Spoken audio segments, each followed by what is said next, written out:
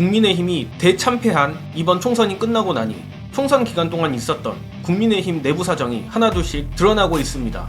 결론은 역시나 국민의힘이 개헌 저지선을 확보한 게 기적적인 수준이었습니다.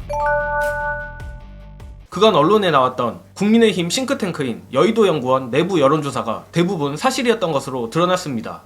조선일보의 취재에 따르면 작년 12월 한뚜껑이가 국민의힘에 취임하던 무렵 국민의힘 내부에서 돌던 예상 의석수는 8, 90석이었다고 합니다. 역시나 찌라시로 돌던 이 내부 여조를 수면 위로 끌어올린 것도 조선일보였던 만큼 총선 직전 김준일 평론가가 말했던 국민의힘 여론조사에서 60석대 예측이 나왔다고 한 것도 이제 보면 진실일 가능성이 높아 보이는데, 어쨌든 보도에 따르면 한뚜껑이가 비대위원장에 오른 후 보수층 결집이 있었고 1월 말에는 예상 의석수가 100석을 넘어섰다고 합니다. 그리고 2월 하순엔 예상치 130석을 넘었다고 하는데, 이는 여러 번 말씀드린 대로 국민의힘 경선으로 인한 보수층의 전화대기가 만들어낸 왜곡된 수치일 가능성이 매우 높습니다. 아무튼 이런 수치를 보고 국민의힘에선 여론조사 왜곡의 가능성은 배제한 채 고개를 쳐들기 시작합니다. 대통령실 참모 출신 장성민이 공개적으로 국민의힘 160석을 거론한 것이 대표적이고, 국민의힘 내부 다선 중진들끼리 차기 국회의장을 누구로 세울 것이냐 티격태격했다는 소문들이 돌았던 것만 봐도 그렇습니다. 그리고 3월 첫째 주엔 국힘 내부 여조상 예상 의석이 140석까지 넘어가며 정점을 찍었다고 합니다. 그러나 이후 런종섭 칼상무 사태가 터졌고 다들 아시다시피 급격한 보수층 괴멸이 시작됩니다. 거기에 엎친 데 덮친 격으로 대파 사태까지 터져버리고야 맙니다. 뿐만 아니라 의대 증원 2,000명 고집 사태까지 터지며 이때 국민의힘 예상 의석수가 100석 안팎으로 내려갔다고 합니다. 다만 여기서 제 개인적 의견을 덧붙인다면 한뚜껑 컨벤션 효과로 보수가 총결집하고 진보도 김건희 특검 정국으로 총결집했던 1월달의 여론이 결과적으로 실제 민심과 가장 가까웠던 것 같습니다. 조선일보야 이번 총선 참패의 원인을 런종섭 칼상무 대파 사태 탓을 하지만 이는 여론조사상 보수층 결집도만 와해시켰을 뿐 실제 민심은 달라진 적이 없다는 게 제 생각입니다. 결국 총선 막바지에 이르러 국민의힘 후보들과 한뚜껑이가 개헌 저지선만 사수해달라라며 읍소했던 게 먹혔다고 보는 게 맞다고 봅니다. 그리고 최종 결과는 국민의힘 108석이 나왔고 1월 말쯤에 국힘 내부 예상치가 현실이 됐습니다.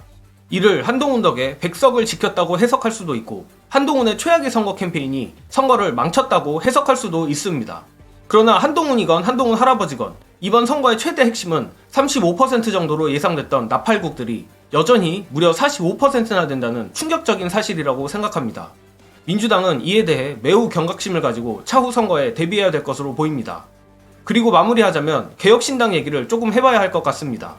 일전에도 말씀드렸듯이 다음 국회에서 국민의힘보다 오히려 더 악질적인 집단은 개혁신당일 것이라 보는데, 저들이 투트랙 전략으로 가는 것 같습니다.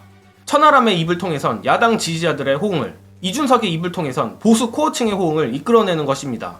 이미 당선된 지 하루 만에 김건희 특검에 대해서 사실상 반대 의견을 낸 이준석만 봐도 그렇습니다. 다만 현재 이준석은 공영훈 후보 측 자녀 갭투자 발언 때문에 허위사실 공표죄로 고발된 상태이며 대검에 입건된 상태라고 합니다. 결과는 장담하기 어렵지만 하루 만에 화성 유권자들의 통수를 친 이준석이 반드시 100만원 이상의 벌금형이 확정돼 날아가기를 바랍니다. 끝으로 이준석이 윤석열 한동훈보다 더 끔찍한 정치인인 이유 공유드리며 이번 영상은 여기까지 하겠습니다. 시청해주신 여러분 감사합니다. 이준석이 지금 발언들을 보세요. 최수근 상병 부분에서는 찬성을 하는데 김건희 특검에 대해서는 애매한 입장을 취하는 건 양쪽 다 먹겠다는 거거든요. 예. 이준석 대표의 머릿속에는 여기도 지지층을 지워먹고 여기도 주워먹겠다는 거예요. 그거 정치공학밖에 없는 거죠. 그렇죠. 뭐 보수층에도 좀 장사를 해야 될 거 아닙니까? 예. 그 다음에 야권은 민주당에서 장사를 하겠다 해서 거의 나중에는 장사하는 정당으로 전락할 수 있기 때문에 이준석 대표는 입장을 분명히 해야 됩니다. 개혁신당의 색깔을 모호하면 같이 못 가요. 그렇죠. 말하자면 작전회의를 같이 할 수가 없어. 뭔가 우리도 아니고 저도 아니면 회의에 끼워주겠습니까? 네. 그럼 빼버리거든요. 그러면은 이게 처음 행보를 잘못하면 애매해질 수가 있어서. 근데 과연 거래가 될까요? 김종민 의원이나 이낙연 대표도 합당 선언했는데 잉크가 마르기도 전에 각자 살림 찾아서 그게 좀 리스크가 있어요. 아니 11일 만에 합의가 깨지는데 뭐 이런 거 합의한들 뭐 의미가 예, 있습니까? 살아온 인생을 보면 맞는 얘기야. 아니 어제를 보면 오늘을 알고 오늘을 보면 내일을 아는 건데 네. 저는 참 많은 분들이 너무 인내심이 많으시다. 빅텐트 칠 때의 이준석 대표의 최단 기간 아닙니까? 사이를 11일 만에 깬 보면은 거는? 협치나 합의가 굉장히 어려운 대상이다.